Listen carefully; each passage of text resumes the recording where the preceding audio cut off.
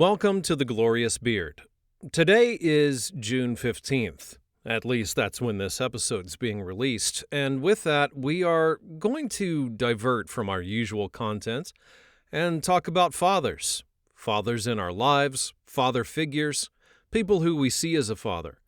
Now, it's easy to think of Father's Day as just another date on the calendar. Maybe a last-minute card, a backyard barbecue, or that call home that you've been meaning to make.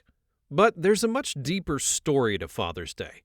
How this day came to be and what it's meant to different generations, and how we carry those memories forward. In today's episode, we're going to get into the beginnings of Father's Day, its ties to labor and legacy, and we'll also hear from many of our team here on the Glorious Beard as they share a few personal reflections on the people who raised them, shaped them, and simply showed up when it mattered.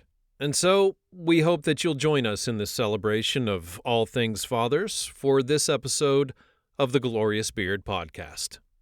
Hi there, my name is Josh, and I'm just an all-around nerd/geek, whichever title floats your boat. And I'm here to talk about John, my dad.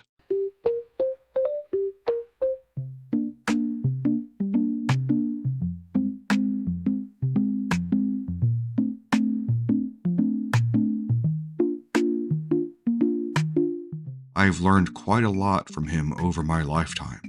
He's taught me how to be a reliable person who works hard and gets the job done right the first time. He's taught me how to enjoy life and not take it too seriously. He'll be the first person to help someone out, and also the first person to crack a joke and lighten the mood with his razor-sharp wit.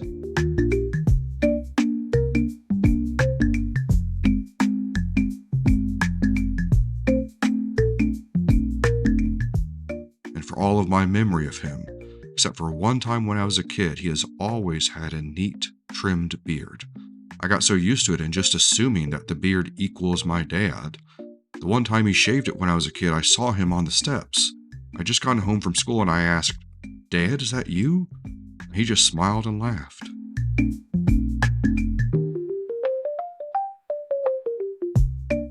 Beards may not make fathers who they are, but I define how I see my dad for all time by his warm smile and neatly trimmed, glorious beard.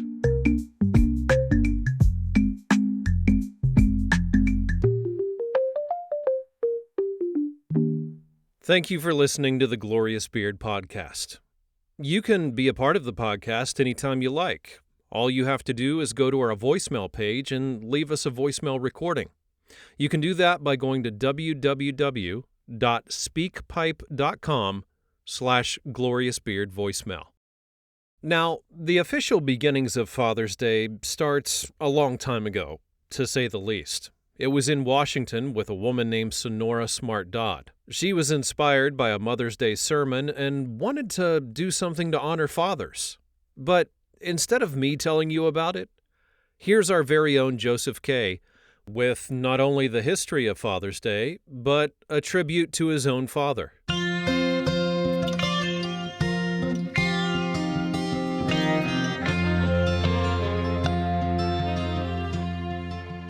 June means many things to many different people. It's the beginning of summer and LGBTQ Awareness Month. But it's also a time to remember fathers. Father's Day is upon us, and we here at the Glorious Beard want to make sure that all fathers are celebrated and appreciated. So today, I want to look at the history of Father's Day and talk about one father in particular, mine. It is the third week of June, which means Father's Day is this Sunday. Honoring our dads has become a yearly celebration, but have you ever wondered how that holiday actually came to be? In the United States, Father's Day was originally celebrated in the early 20th century. Started in part as a reaction to Mother's Day, but also to celebrate the life of the father of Sonora Smart Dodd. She was an activist who spearheaded the movement to make Father's Day a holiday. It was celebrated locally first in places like Spokane, Washington, before eventually spreading nationwide and becoming a national holiday in 1972.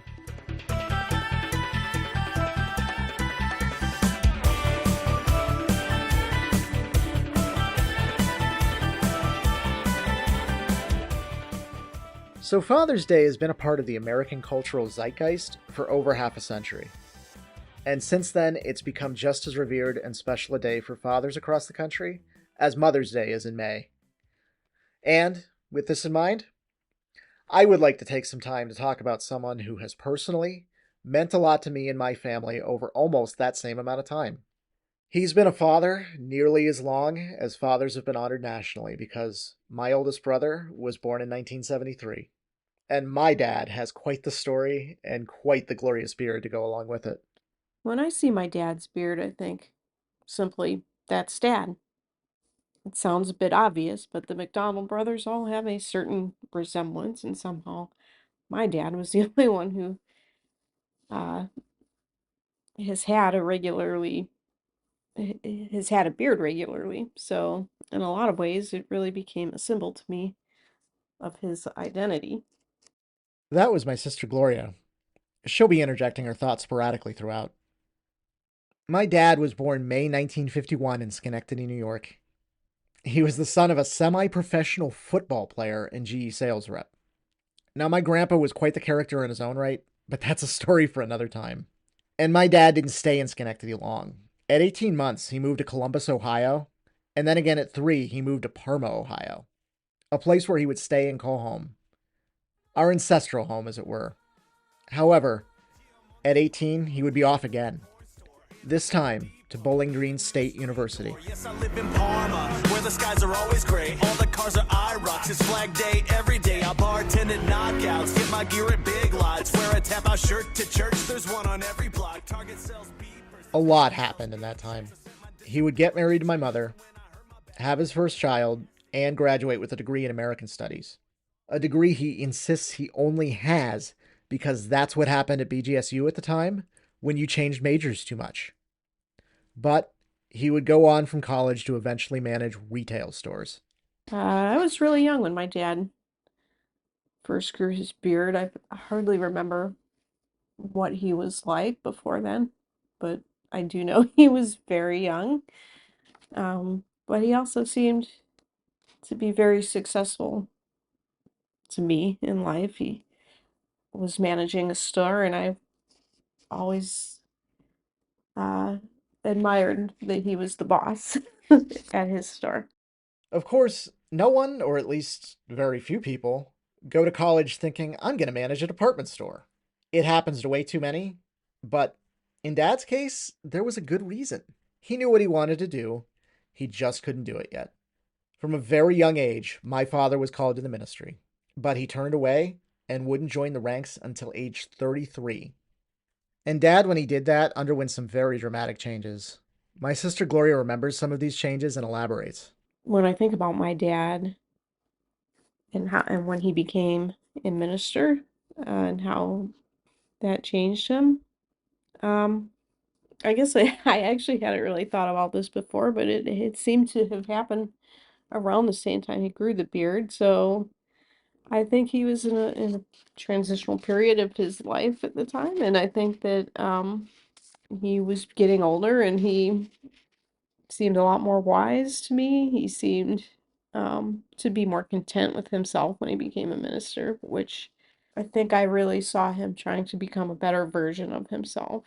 So in the grand scheme of things, I think he was a young man that was trying to realize a purpose for himself in life, and honestly is something that I admire in him, that he was able to change course in his life and do something that he wanted and felt called to do. In 1984, then, my dad joined the Methodist Theological School, otherwise known as Methesco, in Delaware, Ohio, and began serving the Sparta United Methodist Church. And his life would never be the same. My family would move every 4 years or so after that for a very long time. But as a result, we always had a house, we always had tons of support, and we rarely wanted for the big things. That is something my sister remembers and appreciates. Raising 5 kids as an early beginning as an early 20 something year old man um was not an easy thing for my parents, and I am truly from the bottom of my heart grateful for them, and all that they have given to me and to my siblings.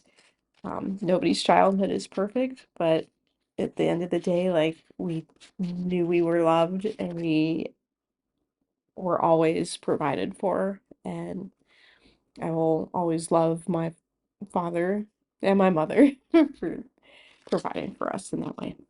And something else happened around the time my dad joined the ministry. He started to grow a beard. As a retail store manager, he wasn't allowed to, and before that, he just couldn't. So at 33, he decided to do something he'd always wanted to do in growing that beard. And while it wasn't perfect at first, it was unmistakably him.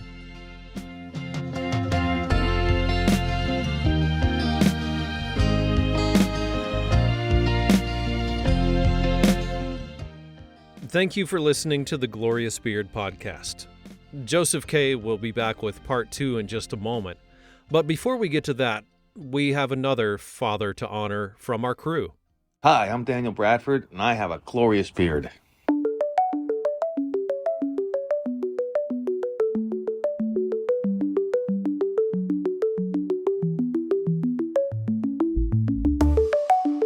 It's part of my identity.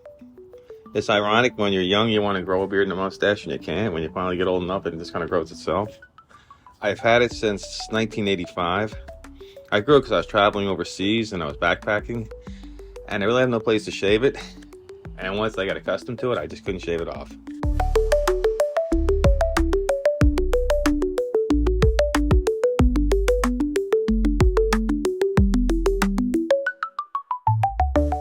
It makes me feel great. It keeps me warm in the winter. It's actually pretty comfortable in the summer. I think it adds to my look. It definitely makes me a little more mature. I don't think I could live without a beard now. I think every time you guys were born, it was my best memory. And it still shocked me.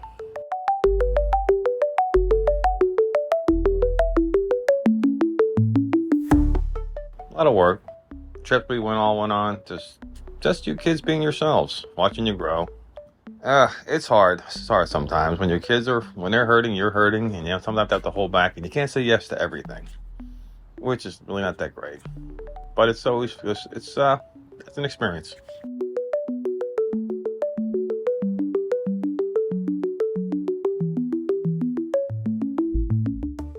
I didn't have a dad. My dad ran off when I was 1 year old. And unfortunately for me, I kind of had to pick up the slack for that. I had no example. And the examples I had were kind of insane. When you don't have a father, you kind of have to make up for his lost time. So you have to make up for his lack of experience and your lack of experience, and you kind of have to wing it. And sometimes you don't get it right, and you know it after.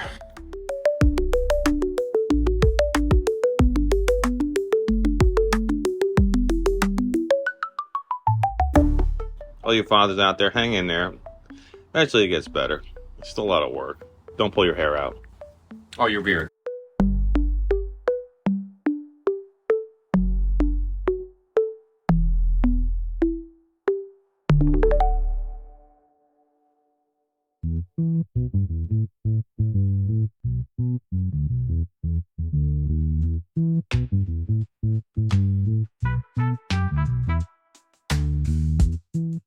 This is, of course, our Father's Day episode of The Glorious Beard. But not all of us have fathers. Some of our fathers have passed away. Some of our fathers were never around. Some fathers are just there but not there. And so, as we're exploring the history of Father's Day and hearing stories about people's fathers, we tend not to consider the people in our lives that are like fathers. Maybe they were adjacent to us in some way. Perhaps they were always there in the background, helping us along. And that's certainly the case for one of our staff members named Nikki. Nikki lost her father about 2 years ago, and in that time, she's come to realize what a role model that her brother-in-law has always been in her life from a young age. And so, as we all reflect on Father's Day, Nikki sat down with her brother-in-law to ask him some questions, beginning with telling her a great memory about her own father. Yeah, Jeffrey was definitely one of a kind.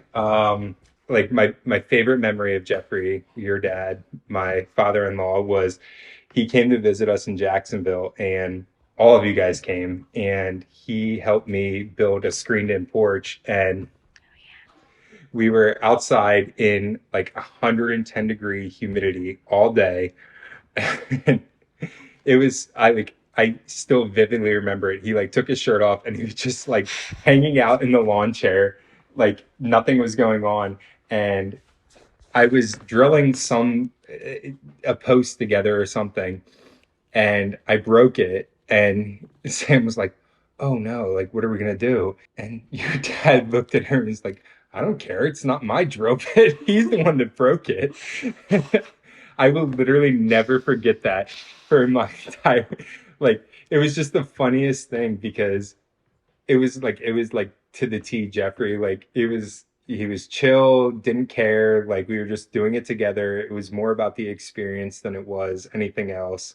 And actually now like Sam jokes about like we all got something from your dad, and like I feel special. Like it actually kind of warms my heart because I feel like I got his ability to like just figure things out. Like I feel like before I wasn't really that type of person. I would more just be like, oh, well, it's broke. I guess we just have to either pay somebody to fix it or we get a new one. And now it's like, oh, let me see what I can do to try and fix it. If I can't fix it, then we'll go from there. But, your dad gave me that confidence. Like, I never had somebody that taught me how to do things. And, like, I wish 1,000 times over there was more time to learn from him. But I don't know. I could go on and on about all the things I'd want to learn from him. But, the time that I got with him it was just incredible. Tim had always been there in Nikki's life, even from a young age. Having dated her sister and then eventually marrying her, they, of course, had children of their own. Two twins after being convinced that they weren't able to conceive, and then another child to join the family and make three. Going from thinking you may never actually be a father to being the father of twins is something that can be rather unexpected, and it changes your perspective. And for Tim, it certainly did the same. And so Nikki asked Tim the question that we sometimes ask ourselves as fathers. What does it really mean to be a father? I think being a father to me is about loving your kids, one, two, setting an example for them, and three, just having fun. Life is about fun. We only get one life. There are sometimes we all get stressed out. It's definitely not easy having three under three. But the coolest thing to me has been watching my twins become big brothers and watching them take care of Nash and help with him and love him and cherish him and just going through this whole thing together as a family and having fun while doing it as much as it stresses me out sometimes. Having fun while we do it is the coolest part of the whole experience. And I think that the more fun you have as a family together, the closer you are. Nikki has spent much of her life looking up to her brother-in-law, and in that time, he's been a lot of things. He's been a Navy man, he's become a father, he's been a terrific brother-in-law, but he's also had a glorious beard. And here, he talks about what his beard is to him and how it shapes his identity. I have had my beard since I was able to grow one. However, when I was in the Navy, I could not have a beard. When I got out of the Navy, I grew a beard because I was used to having one when I was out, and I finally could.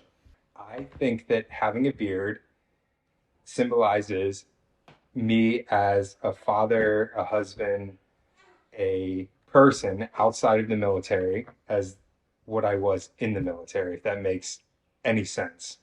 I just feel like there's a complete separation from the person I was when I was in the military, transitioning into the person I am now.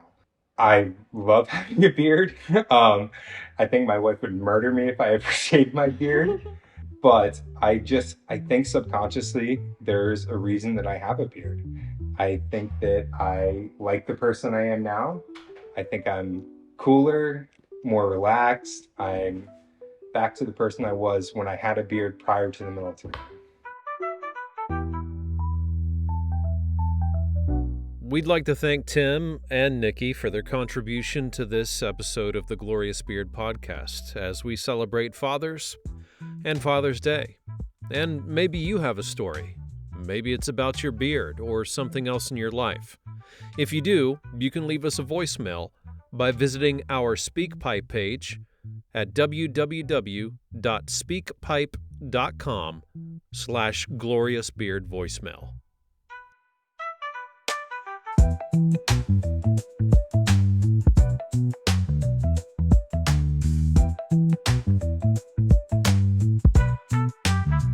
Whether you're celebrating your own father, someone else's father, or simply a father figure in your life, or maybe you're a father yourself being celebrated today, we thank you and we celebrate you here at the Glorious Beard Podcast.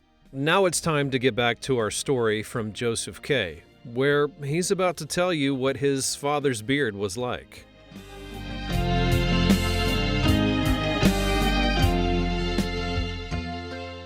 Dad's beard was thick and black by the time I came around in 1989. I don't think I ever remember him without it. But my sister does, having been born 12 years before me. And she was little, and didn't exactly love it when it was first growing. I would say when my dad first grew his beard, it started out a bit untamed. I'm not sure that he had any real beard role models at the time, so I'm not sure that it always looked the most neat to me. But I was, again, very young, so I was resistant to the change in the way my dad looked. But as he got older, I think he has maintained it really well. Like I said previously, I think it's almost like a symbol of his identity to me. And I think actually now that it's grayed, it looks the best it's ever looked. It really suits him. However, the beard quickly became synonymous with Dad. Very few people in Dad's life today remember him without it, and I don't think most of us could even imagine him without it. The beard is perfectly symbolic of my dad and who he is as a man. A wise man, a man of joy and dignity, and it's all symbolized by his beard.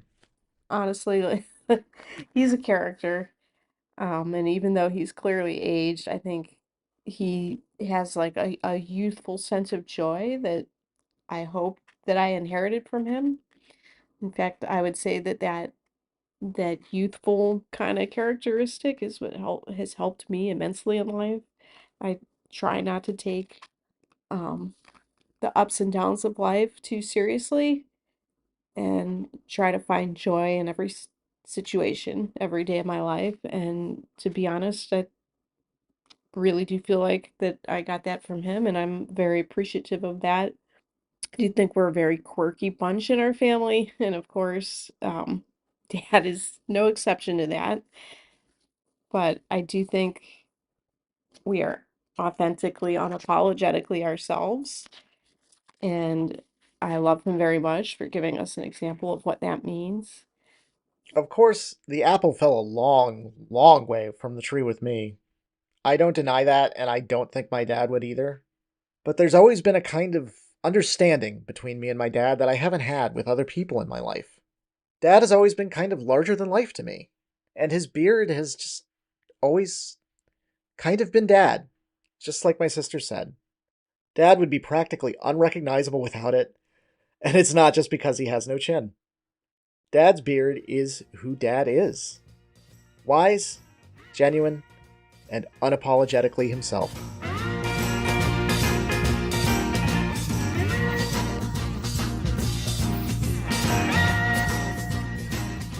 Dad, on a more personal note, I love you.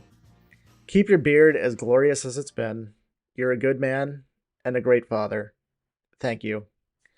And to all the fathers out there, from all of us here at the Glorious Beard, have a happy Father's Day, and thank you.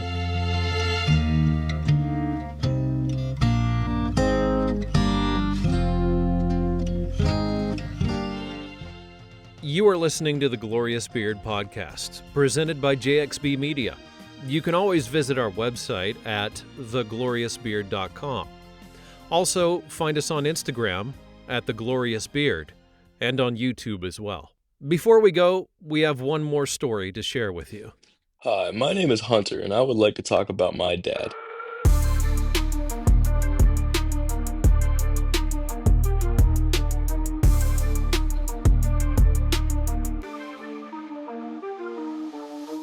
So, my dad, believe it or not, is someone that I've known my whole life, and in that time, I found him to be pretty okay guy.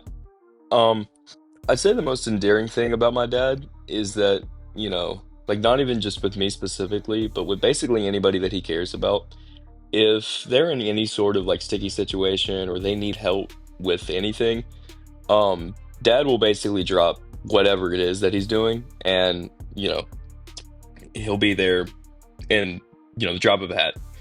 Whether that be financial or emotional, it doesn't matter. Dad will be there to provide support in any way that he can. And I love that about him. It's really, shows the type of person that he is. Another thing that, I love about my dad is, I know there's this whole taboo thing about, kids and parents having this kind of relationship where they're, friends or whatever. But I really feel like me and dad have been able to make that work over the years. Because we have this relationship now where like I know that my dad is still my dad, and when I mess up or when you know I need reminded of that, he's quick to, but not in a way that's over the top. But at the same time, dad and I are able to sit down and have a conversation about sports or life or anything like that, just like I could with any of my buddies, or whether he could with any of his buddies. It's really awesome, honestly. Um, but truly, I think the most endearing thing about my dad is his beard, right? When I was younger, my dad has always had a beard for most of my life, or for all of my life. Um, but he's definitely sampled different, styles. I mean, he's had the more, shaved back beard. He's gone with a goatee look before. Never tried a handlebar, which I think is a shame, really. I think he could have pulled it off. But here in the recent years, as I've gotten older and he's gotten older, he's stuck to this new style of beard that rests comfortably somewhere between Santa Claus and Kurt Russell and John Carpenter's The Thing. And with its beautiful, beautiful gray color, I think it's fantastic. And most people seem to agree. And it's something that reflects his carefree attitude, and it is something that I couldn't imagine him without this beard that he has. So yeah, I love you, Dad, and happy Father's Day.